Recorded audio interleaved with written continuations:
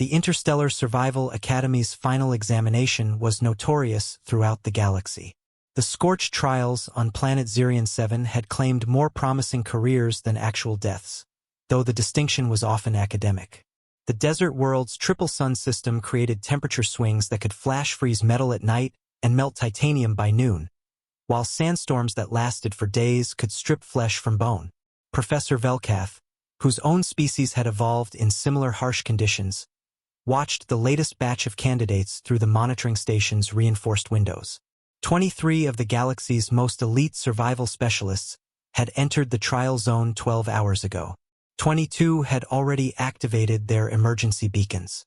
The Sorok lasted 8 hours, reported his assistant, her tentacles dancing nervously over the rescue coordination console.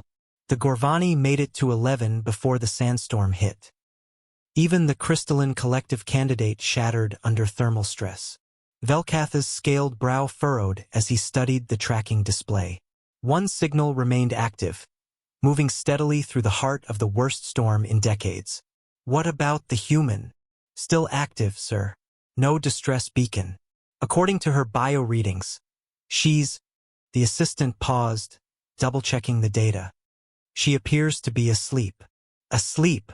Velkath's claws clicked against the console. In the middle of a Category 9 sandstorm with winds exceeding 200 kilometers per hour, the monitoring station's cameras couldn't penetrate the storm, but her bio readings were clear. Heart rate, steady and slow. Brain activity, consistent with deep sleep. Body temperature, normal despite external conditions that should have been lethal.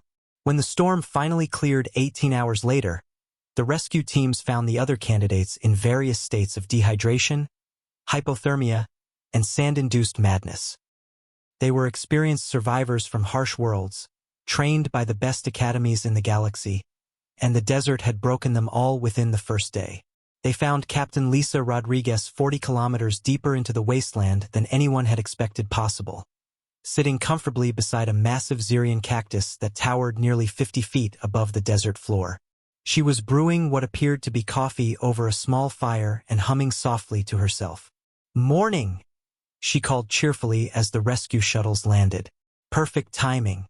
Coffee's ready, and I found some edible roots if anyone's hungry."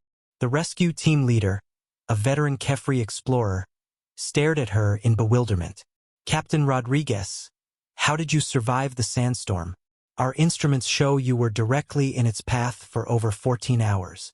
Lisa gestured to the giant cactus behind her. "Oh, I just climbed inside Spike here and took a nap. These big guys are basically natural storm shelters. Hollow interior, thick walls, and they collect water like you wouldn't believe." The team leader's translator struggled with her casual tone. "You climbed inside a cactus?" "Well, yeah. Back on Earth, we call these saguaro cacti. They're basically desert apartment buildings. This one's even bigger than the ones in Arizona." She patted the cactus affectionately. "Spike and I became best friends around hour 3 when the storm really picked up." Professor Velkath arrived with the second wave of rescue craft, expecting to find a traumatized survivor.